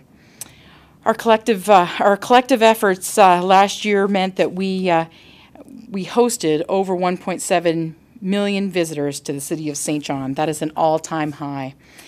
And what a set of campaigns we had in 2018, a menu of memorable, meaningful, and motivating marketing and sales activities that yielded everything from awards to new high-water marks for social media followers. Last year was a marquee year for local, national, and even global recognition for the work done by the Discover St. John team. Not only did our execution with Sean Euro garner tens of millions of views around the globe, we were recognized by Seatrade Cruise Global for Marketing Campaign of the Year. That award has been given out once before, and that was to Oprah Magazine. The literal thousands of man-hours that were put into the Canada 55-plus games by our team, by over 500 volunteers in the community, and by City of St. John staff. I'm so thrilled to say that our city was recognized by the Canadian Sports Tourism Alliance Prestige Award for Event of the Year under $1 million, and also the recognition of the event co-chair Barb Curry as being recognized as a top 3 National Sports Volunteer of the Year. In 2018, we launched a beautiful new website and have already had over 500,000 views. We are prompting events, things to do, places to eat, all of those are Discover St. John members. And we saw a number of new members come on in 2018, bringing the number of businesses represented by our organization to over 500. The industry is our extended team, and they do deliver St. Awesome. And there you can see 3 new experiences that came online, all on the west side by chance. 14 and a half, we heard from Jan and Yenny a couple of weeks ago, 14 and a half Bistro and Cafe, Dave Alston's Timber Top, and now the award-winning Small Batch Brewery at Moosehead. And partnerships. We thrive on finding new ways to extend our marketing reach and stretch our dollars, leveraging our campaigns with partners like the provincial government. We went into projects like you'll see in the top left-hand corner, Uber 5000. We hosted Alan Ryan. He is now the focus of marketing into Ontario this summer by the province of New Brunswick. He was here for the long weekend and went home, and he essentially owns Graffiti Alley that's just off of Queen Street, and it is a destination in itself in the city of Toronto. And this is a whole building that is painted to things that inspired him about St. John. He was particularly moved that you could have dogs in picaroons. Whatever moves you. Yes, we have an excellent partnership. You'll see in the bottom right-hand corner. Porter Airlines last year, again, the Discover St. John office instigated a tri-city partnership where we asked the province of New Brunswick to match our funds, and then for Porter Airlines to match our collective funds. And we now have marketing that says to people in Toronto and Ottawa that they can fly to St. John, Fredericton, and Moncton instead of all of the advertising that we saw of how great it was from Porter that you could fly to Toronto and Ottawa. We said, hey, you can come back the other way. Nobody needs reason for those airplanes to be empty. And we're really excited that in 2019, that's grown even bigger. Porter was very happy with the performance that they had last year. It had an impact on lift. And the St. John Airport has matched our funds, so we're really excited about that. And then the number of Globe and Mail influencers that we hosted in 2018, and we're on trend to do that again for 2019. When we have partnerships that focus on amplifying the vibrancy of our city, whether it's the exciting new events or public art initiatives, and again, you'll see, Moonlight Bazaar, which we were a hurdle clearer and first investor into that event, which has just skyrocketed, and that's our second iteration of the Salmon Run. Our third iteration of that will be going out into market on Friday. And if anybody wants to come up to our office and see the library of absolutely incredible sculptures, you are absolutely welcome to do that. Media relations is a really important part of the work that we do, pitching stories and hosting media. These are the things that people don't see that we do. If you see me out to dinner and the person across the table is not my husband, I'm working. It looks fun, but it's people that I have not met before that I get to once again actually literally write a love letter about St. John and hope they do the same. In 2018, we were really lucky to host not only the National Geographic, the Globe and Mail, the National Post, Ottawa Life, Financial Post, and the Telegraph. I'll tell you, Dan from Ottawa Life, at the end of his weekend here between Italian by Night and Area 506 with his 18-year-old daughter, he was pretty certain he was moving here. Indeed, 2018 was an incredible year, another whopping success that we were able to invest your dollars in to deploy memorable messages, meaningful engagement, motivating calls to action that resulted in another season of increased visitorship. In the top right-hand corner there, we would have never imagined the life that the hashtag St. Awesome would have taken on. It was part of a campaign that we put out in 2017. My AGM last year, there had been 22,000 images on Instagram that had been tagged for St. Awesome. We're at about 40,000 now. That's with us not pushing it out forward. That is something that has transcended tourism and is now actually how people show pride of what they're doing or what they're selling or what is happening in the city of St. John. Also this year, I was invited to speak on destination marketing organizations and the future of them by Ottawa's meeting podcast, Meeting Architects, which was great. Area 506 in 2018, again, people around the table may not know. Third year for Area 506, it continues to grow. It continues to surprise and delight attendees. And the 2018 lineup with the Arkells, July Talk, and my favorite, Glorious Sons. We were the founding partners, the funding and the coordination of this event in its fledgling years came from Discover St. John. We continue to be the marquee sponsor, and we stand by this incredible event, and we congratulate our board member, Ray Gracewood, and his volunteers, including Kay Gillis, for their incredible contribution to our city. The thing is, you can write a check. Checks do not make things happen. People make things happen, and this is outside of their regular work hours. These are volunteer hours that make this happen. And I'm starting to wrap up here. So, our best indicator of our success is the continued increase in private investment from one of our founding partners, the St. John Hotel Association. And since the Hotel Association began collecting the DMF in 2008, the level of investment in Discover St. John has grown 123%.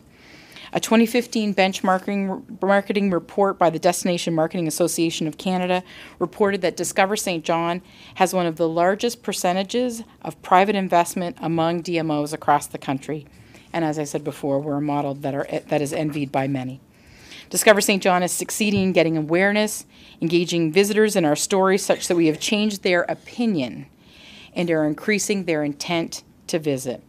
As you can see there, the awareness of our destination as having leisure activities is up 20% since 2015, a place that offers a vibrant urban waterfront experience up 13%, an historic place up 11%, and a destination with diverse, high-quality culinary or dining experiences up 2% since 2015.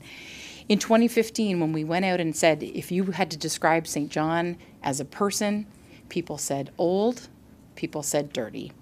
In 2018, when we use consumer research advocates, and when they went out to a poll to people in Fredericton and Moncton, the top trait to describe St. John is friendly and welcoming. If you see positive messages about St. John, they are coming from one source and one source only, Discover St. John. Since 2012, our business, so we have leading and lagging indicators of our performance. So it's one thing to sign a contract, it's another to see what happens when it gets here. So since 2012, our organization has celebrated signing over $72 million worth of contracts. Our sales efforts are working among meeting and sport planners who deliver events that amplify our tourism. In the last 6 years, we've won a total of $72 million, with $10 million in meetings and conventions, $42 million in major events, and $20 million in sporting events. You'll recall Ford Wheel Curling. You can see Area 506 up there. Since 2012, we've also won the rights to host the 2017 ECMAs at $3 million, Tall Ships at 10, the Royal Canadian Legion Dominion Convention in 2020 at $1.2 million, the 2021 Red Knights International Firefighters Annual Convention that will be, they will be observing the anniversary of 9/11 here instead of in New York City or other places that may seem more appropriate. They've chosen St. John, New Brunswick. That event will have an economic impact of over $1.2 million to the city of St. John. And then upcoming events in 2021 and 2022, the Hershey Track and Field Championships, that will be a feather in the cap of our new field house here in St. John. And as I said in the beginning, a 10th anniversary celebrates flexibility and durability. We're flexible enough to modernize and innovate so that we're always ahead of the curve and exceeding return on investment expectations. We're durable enough for our firm partnerships and our culture of hardworking collaboration, so much so that we look at each of our shareholders as not only those to which we are accountable, but also as friends who share in the success. And as I said, if we look ahead to 2019, in Q1 alone, we hosted the 2019 Canadian Tire Skate Canada Nationals at an economic impact of over $3.5 million. Thanks to our pedway system, we may have had an ice storm here, but nobody missed anything. They said they were trapped, which meant they were trapped in a 4-star hotel. They were trapped with the St. John Ale House. What a terrible way to be trapped. Our First Timers restaurant series has been viewed over 200,000 times, which is having an incredible impact on those restaurants. And as I said, our Porter partnership. Just in closing, I wanted to show a very short video that is just a bit of a celebration of 10 years of performance, if you will indulge me.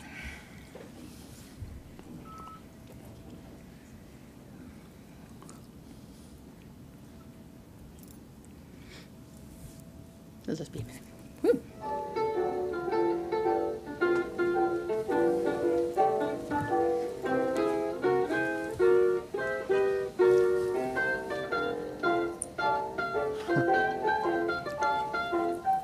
The density, eh? It's unbelievable.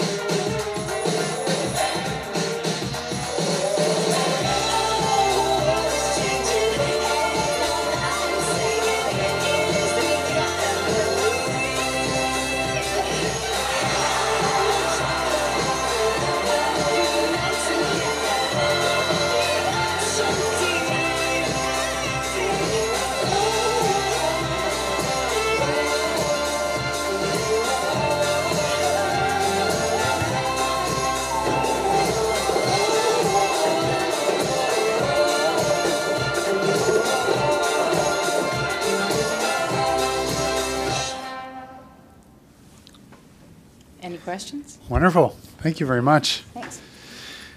Questions? Deputy Mayor? Well, thank you. Well, Victoria, I know we had a great year in 2018, so thanks to you and your team. A lot of people visited the city and done great things.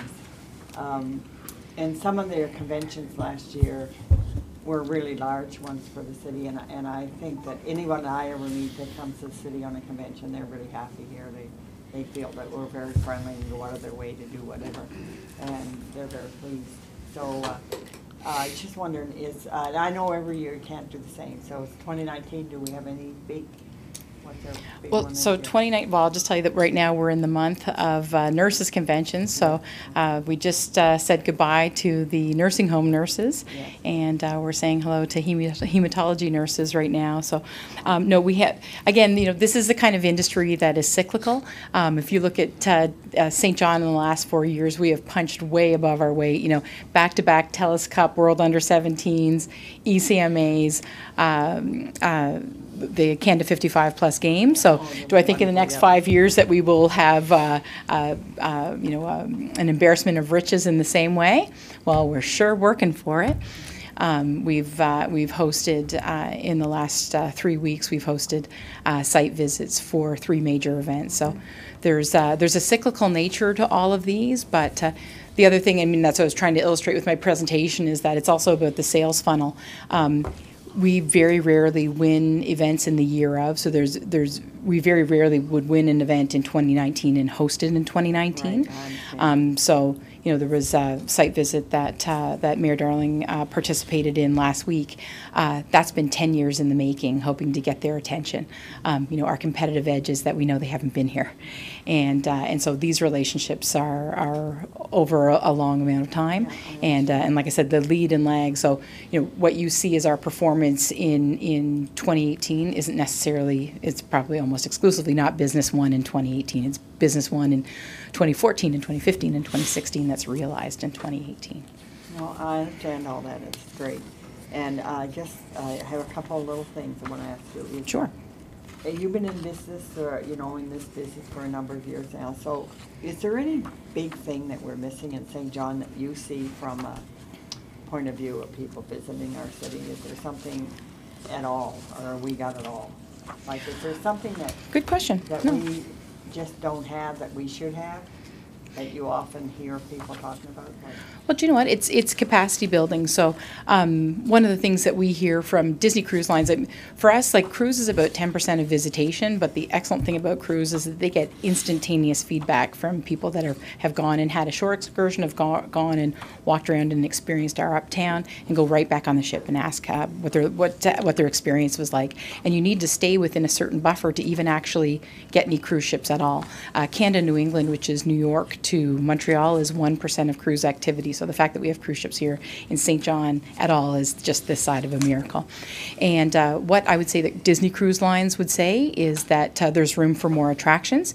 I'm really excited to see Dave Alston heed that call and take us up on our offer of our data that shows him what type of visitor is coming at what type of year, so that he can create a business that he's ready to host visitors, and whether that's for meetings, conventions, sports tourism for our local visiting friends and family, and then for cruise as well. So it's really about more attractions, but that's about our community being able to demonstrate that we want to support new attractions beyond just those hosted by visitation. Thank you. And the other thing, I was looking at your slides, and you get about 800,000 plus from the Hotel Association and other sponsors. Yes. Like the private industry. Or $1 million, I should say, 1,000, and we give close to $1 million. That's correct. The other communities around us, like Rossay, Quispam, Grand Bay, they don't contribute financially, do they? They contribute about $3,000. Certainly, it is not comparable to the contribution made. Total of They're the whole thing? $3,000 as municipal members. And then we leverage assets there. I mean, things like the TELUS Cup and Skate Canada and others would not have been able to be hosted if we only had Harbour Station. And the senior game, of course, we used there. We used everybody's everything. We maxed out on everything for that. So they give about $1,000 each on a yearly basis? 3,000. Each of them? Yes. Rossay and Quispam? I believe so, yes. Oh, okay. All right. Fine. And I just want to share a little story with you. You probably don't know it. It was in the year 2000, and I see everywhere I see now, people are advertising the St. John sign. It's a beautiful sign. Oh. And I can remember when St. John put that sign together. And, you know, the people that were there, we were the hated people. What were we doing that sign? And now it's focused on every magazine. So we've come a long ways that way. But do you know what it speaks to, Deputy Mayor? It speaks to civic pride. I would say that if we talked about how people speak about the city in the year 2000 to how people speak about the city in 2019, I think we heard it in Glenn's presentation. I know that we heard it in Jennifer's presentation, that people are speaking about our city in a different way. Again, it seems like a small thing, but it is not. When we see 40,000 posts to Instagram with hashtag St. Awesome, that it's people showing their coffee or taking a walk with their dog, or I'm on Harbor Passage, or I just drank this beer. And sometimes it's an abandoned couch or what have you. But again, if it's the abandoned couch, it's saying who's doing this to our beautiful city. The way that we speak about our city has changed in the last 18 years, and we're proud to be a part of it. Well, that's great. It's just that when we put that sign up, we, put it up for the anniversary, at 2000, and we had the year after at that time. And we took the year down because we couldn't afford the signage every year to change it. Well, you were a visionary, so thank you, because now we have people asking us where they should stand for the best selfie with the St. John sign. So Victoria, can we, I think really, can we get the deputy mayor into one of those campaigns with the jumping up in front of the sign? She deserves it. It was her vision, so. Start stretching, deputy. Nastier emails you've ever got about that sign. I'll trade you nasty emails. No, you can't do anything to compete with those. Thank you, Deputy. Councillor McKenzie. Anyway, Thank you, Richard. Thank you. Thank you, Victoria. As always, an impressive presentation. Thank you. Your team, which I might add, is made up all of women. Yes, sir. Which probably speaks to a few things here. But it's incredible. You're doing an incredible job. And one of the litmus tests of this whole thing is when you get a group of firefighters that are going to celebrate the anniversary of something like 9/11, and they pick St. John, New Brunswick, when they can go anywhere in the world. We lost out to France the last time we bid. Well, there you go. I mean, that to me, that is such an awesome, St. Awesome experience. But no, I think you're doing a great job. I think this team is unique, to say the least, and appreciate you coming in and sharing the good news. Thank you. Okay, well, thank you very much, Victoria. I also want to say, thank you to Glenda McLean, who's the board chair of Discover St. John, general manager at the Hilton, great partner. The Hotel Association has been a very strong partnership. Victoria spoke to that earlier, that was a visionary partnership in its day, right? And Absolutely. I just want to thank Glenda for all of her leadership as well. And there's been, you've highlighted today, Victoria, many successes, right? And, whether we've moved the narrative on civic pride, we've scored these conference after conference. We're filling up hotels, the sporting events, and on and on. I really love your crystallization of your 4 pillars. I'm excited to continue to see what opportunities exist with baby boomers and retirees. We know that the 55+ games in my time here, not only was that an exceptional sporting event, but as you said earlier, they shopped, they drank, they had that capacity to fill the galleries, and that's a triple win, right? Because I love that you've got your 4 lanes, your 4 pillars, and that we continue to accelerate there. I think all of the conversations that we're having, at the city at the highest level, growth, fiscal, getting our finances in order, and the types of reforms that we need from the provincial government, I feel like a bit of a broken record. It's just, we talk about it and we work on it and we repeat and we repeat and we repeat. So everything that we're doing on the growth side is about accelerating growth, but building on the success. You climb a mountain and you don't slide back down again. You put the pegs in the side and you put that platform up and you keep going. So I think we've got, across the board, we've got many successes to continue to grow on. So I'm really excited about that. you referenced as well. I think that connection between visitors, our first speaker today, Mr. Hicks, talked about, that work, I can't say the word workation. Workation. It sounds like a dirty word to me, though. Workation. But it's that early indicator, right? I mean, we travel and we fall in love and we, with a community, and we say, wow, this, I didn't know this type of quality of life exists. The shops, it's, I think, again, you're that, you and the team have tracked those early folks. And I'll be a little bit biased and just, there's a project that New Brunswick Tourism and the Atlantic Ballet, I'm not sure if you've seen the finished product. And basically they did just an incredible project. They did a series of videos around New Brunswick, of which St. John was one of the videos, with ballet dancers dancing to New Brunswick music, like just breathtaking videos. If you haven't seen them yet, please check them out. I'm biased, of course, but the St. John video is the one I want to go see. Like the beaches are splendid, the Grand Manan is spectacular, the Botanical Gardens in Edmundston, incredible. But I want to go see that architecture and that those laneways, and we've just got so much to sell here, which your team has done such an amazing job with and built on that. I also had a comment about what did the listing of the communities mean on your slide. So the deputy has already addressed that issue. I'd say at $3,000. I'm not sure that it even deserves to be on the slide. That's my one shot of the day. And then I'd say my last question is around the hotel capacity piece. Like, so we're growing and we're growing. Is this information shareable with the other entities, like Develop St. John? And at what point, because a few times we've had to get hotel rooms in St. Stephen and hotel rooms in Sussex, and that's wonderful. But at what point do we share that collective information amongst the agencies to say, okay, there's now a business case for the Hilton too, where there's a second tower, or, for the hotels to expand. We certainly know there's been great investment in the hotels. So is that shareable information interagency, Victoria? Not only is it shared, that when there is a site tour by a potential developer, Yeah. I've been included in those tours. Oh, yeah, wonderful. Yeah. Not just to pass over my data, but to actually bring it to life. Sure, yeah.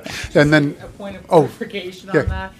They're great numbers, but as I'm sure you can probably appreciate, as an industry, we were probably like in the basement of, certainly I can speak for Hilton's, we're definitely in the basement of occupancy and average rate in terms of what you see average in markets. Sure. Obviously, there's peak markets and low markets.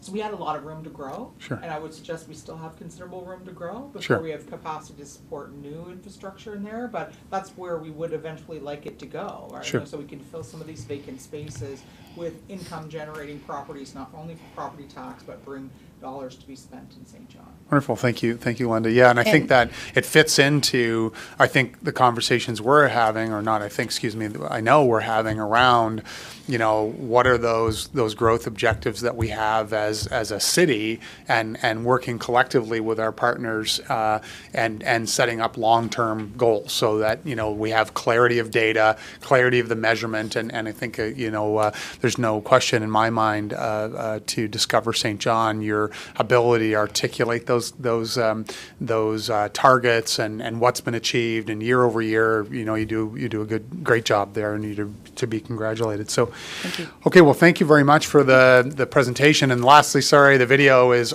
awesome, Saint awesome. It really. I think what we're seeing, and it's been growing over the last number of years, but we're seeing, and you use the couch example, and I'll pick up on it, Victoria, where people are offended by that now. This is our city, and it's not just Jacqueline's city or the city manager's city or the deputies or John's. It's our city, and how do we work together, and how do we continue to tell this amazing story? And you captured in 3 minutes or whatever it was a pretty a beautiful visualization of who we are. So thank you. Okay, well, wonderful. Can I have a receive and file, please? Okay, thank you. All those in favor? No one's going to vote against? Okay, thank you. Well, wonderful. I think that was it. Thank everyone. Sorry? Oh, David, yeah. Jennifer?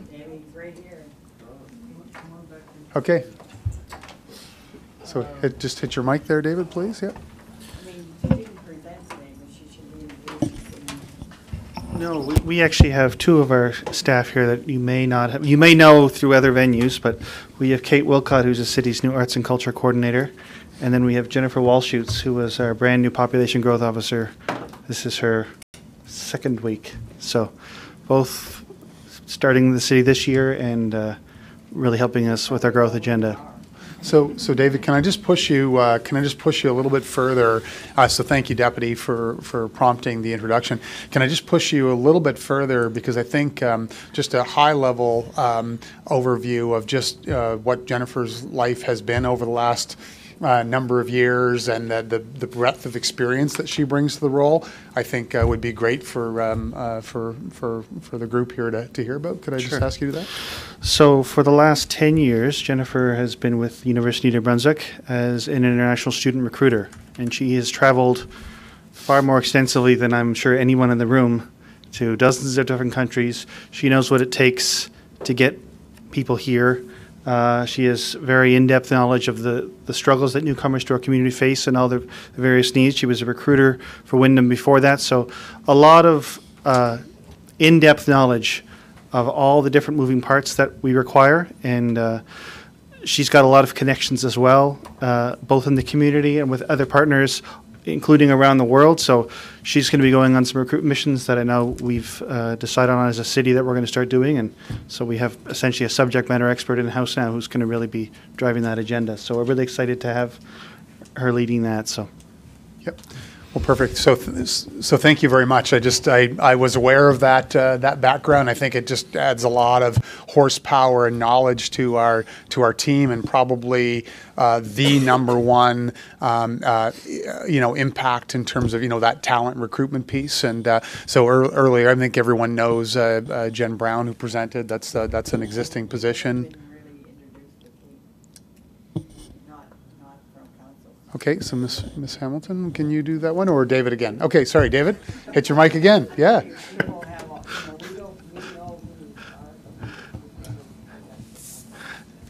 Okay. Sure. So Kate joined us in January, and as you're all aware, we had the cultural affairs portfolio in City Hall for many, many years, and the recommendation that came to council the previous year was, let's refocus the position so there's still a focus on arts, but a new focus on supporting cultural communities. So we're here. We know that it's so important that when people move here to find support from people in their home countries.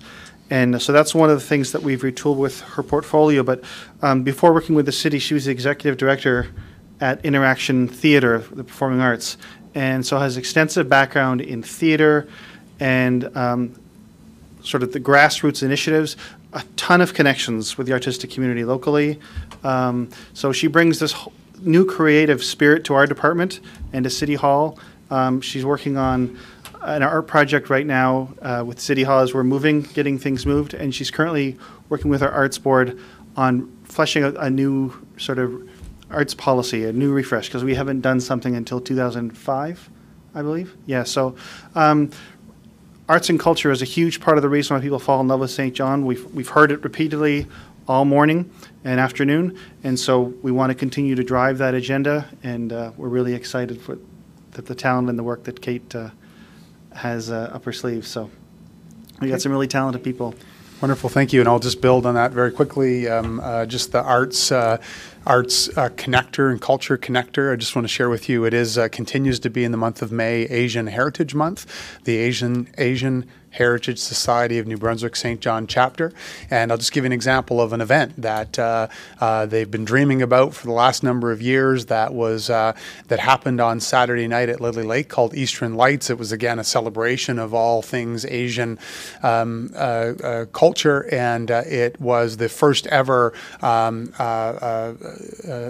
basically candlelit lanterns were released, 300 of them, into Lily Lake. And Patty was with me, and it didn't quite go. It was absolutely beautiful, but the wind was wreaking, causing us a bit of havoc. But it was a moment where, I threw my shoes off and rolled my jeans up and waded into Lily Lake to try and scoot these lanterns out, and others were, and there were hundreds of people on the shoreline. And I looked back and I just said, how incredible is this? So it was arts and culture and an event that was pulling people together, all cheering, whether they had been in St. John for a week or been in St. John for 100 years, all cheering for, success in these lanterns and laughing and taking pictures with each other. And it was just that, it's a tangible example of how celebration of diversity and culture and arts can bring, and strangers were introducing themselves to each other. And I just thought, driving home with Patty, she said that was one of the most memorable nights I've ever had. And it was a night that was born out of a arts and culture and diversity event. That was just incredible. So those two last introductions. Thank you, Deputy, for the prompt, and I just feel like we've got so much momentum from the presentation we just heard, from the celebration of arts and culture to augmenting, this challenge that for 40 years St. John has been struggling around population growth, but now we've got strategies and actions and measurement, and we've got a lot of momentum, wind in our sails, if I say it that way. So, welcome aboard, Jennifer, and thank you very much. Okay, with that, we'll motion to adjourn, please. Thank you.